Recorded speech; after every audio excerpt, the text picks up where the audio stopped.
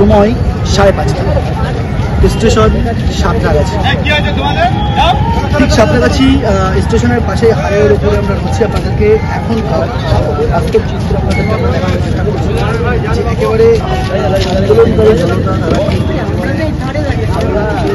Main যে barricade ছিল সেই ব্যারিকেড থেকে পুলিশ তাদেরকে রীতিমতো এক প্রকার একেবারে 1 কিলোমিটার প্রায় 1 কিলোমিটার রাস্তা তারা কিন্তু একেবারে পুলিশ কিন্তু সেই বিক্ষোভকারী জনতার কিন্তু একেবারে রীতিমতো সরিয়ে ফেলেছে।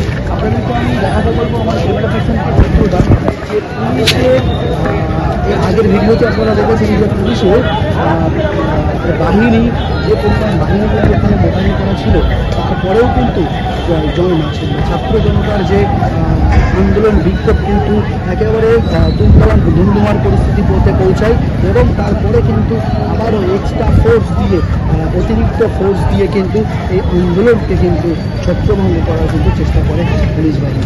আপনাদেরকে জানাবো যে পুলিশের থেকে আন্দোলনকারী যারা ছিলেন আন্দোলনকারীদের পক্ষ থেকে পুলিশের কাছে কিন্তু 10 মিনিট সময় চাওয়া হয়েছিল এবং যে 10 মিনিট সময় তারা একেবারে মূল যে ব্যারিকেড সেই ব্যারিকেড থেকে কিন্তু তারা প্রায় 200 মিটার দূরত্বে কিন্তু তারা অবস্থান করবে এবং সেখানে স্লোগান দেবে, সেখান থেকে তারা তাদের আন্দোলনটাকে অব্যাহত রাখবে।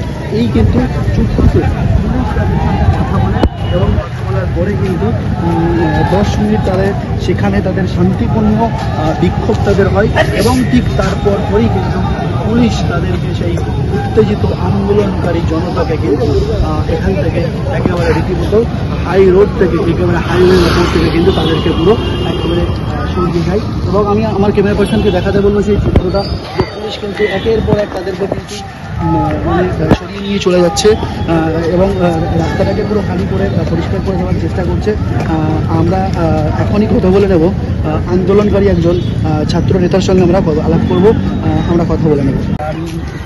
যে ছাত্র সমাজের যে অভিযান কি বলবেন আপনি? আজকের এই পশ্চিমবঙ্গ ছাত্র সমাজ পশ্চিমবাংলায় এমন এক মাইলস্টোন পুঁতে দিয়ে গেল যে মাইলস্টোন আগামী দিনে এই পশ্চিমবাংলার স্বৈরাচারী মমতা ব্যানার্জির সরকারকে নবান্ন থেকে বঙ্গোপসাগরে ছুঁড়ে ফেলবে। আপনারা জানেন যে পশ্চিমবাংলার এই সরকার ধর্ষণ নিয়ে প্রথম থেকে কি ধরনের বক্তব্য পেশ করেছে। বিশেষ করে একজন প্রশাসনিক প্রধান পশ্চিমবাংলার মুখ্যমন্ত্রী, তিনি একজন মহিলা, তার কাছে আমরা ওই সেন্সিটিভিটি ওই স্পর্শকাতরতা আশা করি যে তিনি একজন মহিলার দুঃখ কষ্ট যন্ত্রণা বুঝবেন। কিন্তু আমরা কামদুনি থেকে শুরু করে দিনাজপুর থেকে শুরু করে ইকবাল থেকে শুরু করে পার্ক স্ট্রিট থেকে শুরু করে বিভিন্ন ধর্ষণের ঘটনা এমনকি আর্জি করে আমরা সবসময় দেখেছি হয় তিনি ধর্ষণকে বলছেন এটা ছোট্ট ঘটনা, না হলে তিনি ধর্ষণকে বলছেন কি আর করা যাবে, শরীরে যেমন জ্বর হয় সেরকম মাঝে মধ্যে ধর্ষণ হয়। তিনি ধর্ষণের রেট বেঁধে দিচ্ছেন, এই রকম ধর্ষণ হলে 20,000, ওই রকম ধর্ষণ হলে 2 লাখ, ওই রকম ধর্ষণ হলে 10 লাখ এবং এমন ভাবে বলছেন যে এই টাকাটা দিয়ে দিলে সব ঝামেলা মিটে গেল। আপনি বলুন না, পৃথিবীতে কি এরকম একজন মুখ্যমন্ত্রী আছেন যিনি মায়ের জাত, তিনি মায়ের জাত মহিলা, তার কি ওই মহিলা বা ওই মেয়েদের জন্য এতটুকু কষ্ট হয় না? শুধুমাত্র ক্ষমতাকে আঁকড়ে থাকার জন্য কিছু ধর্ষককে আপনি কেন বাঁচাতে চাইছেন? যদি আপনি ওই ধর্ষকদের ফাঁসি দিতেন আমার তো মনে হয় আপনার সমর্থন অনেক গুণ বাড়ত। আপনি যদি একজন প্রশাসকের কাজ করতে পারতেন, নিরপেক্ষ প্রশাসক, দক্ষ প্রশাসক, তাহলে আপনার তো সমর্থন বাড়ত।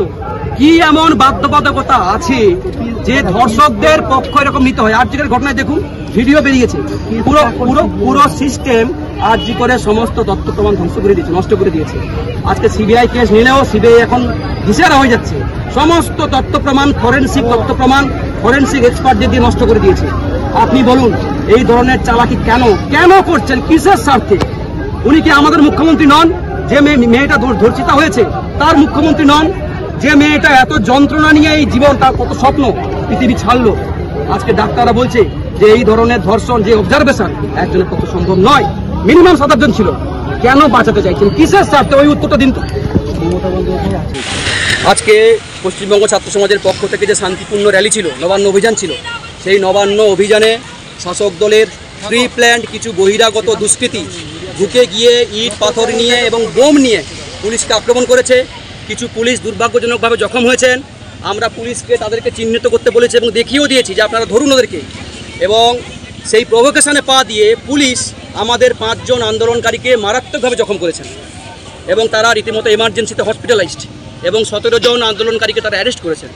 সেই জায়গাতে আমাদের এই 17 জন আন্দোলনকারীকে ছাড়তে হবে এবং ওই যাদেরকে গুরুতরভাবে জখম করেছে তার প্রতিবাদে আগামীকাল পশ্চিমবঙ্গ ছাত্র সমাজের পক্ষ থেকে পশ্চিমবাংলা বন্ধ ডাকা হলো। চাক্কা বন্ধ। বিজেপি বন্ধ ডেকেছে 12 বিজেপির ঘন্টা। সঙ্গে আমাদের কোনো সম্পর্ক নেই। আপনি একজন সাংবাদিক, একজন ভাই, আপনার নানা সত্তা আছে। আমার যেমন শিক্ষক সত্তা আছে, আমার সেরকম নাগরিক সত্তা আছে।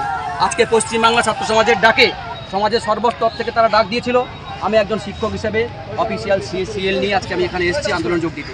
সুতরাং আমার সেই সত্তাকে প্রামাণ্য করে আরও লক্ষ লক্ষ মানুষ তারা আসুন, তারা এই স্বৈরাচারী সরকারের পতন ঘটাক, আমরা এই দাবি তুলছি আগামীকাল। কোন স্কুলের শিক্ষক আপনি? আমি পূর্ব মেদিনীপুর মুখবের সার্কেল ইটেবেড়ে খালসের প্রাথমিক বিদ্যালয়। আচ্ছা, এই আন্দোলনে যে ইট বৃষ্টি কি বলবেন? এই ইট বৃষ্টি সকাল থেকে যখন আমরা আন্দোলনকারীরা এখানে জড়ো হচ্ছি, এখানকার স্থানীয় কিছু লোকাল গুন্ডা যারা শাসক দলের, তারা আমাদেরকে ঠেট দিচ্ছে এখান থেকে দাবি চলে যাও। করছেন শাসক হ্যাঁ, দলের শাসক দলে, তারা এখান থেকে চলে যাও, এখানে তোমাদের জমায়েত করতে দেব না।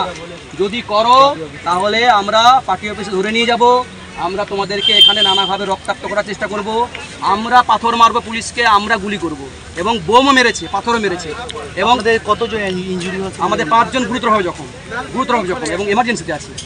সেই প্রতিবাদে তার বিক্ষোভে আমরা আগামীকাল বাংলা বলে যাচ্ছি। আপনি জান না, জান না, কিন্তু আমরা বাচ্চাগুলো প্লিজ ঠিক আছে।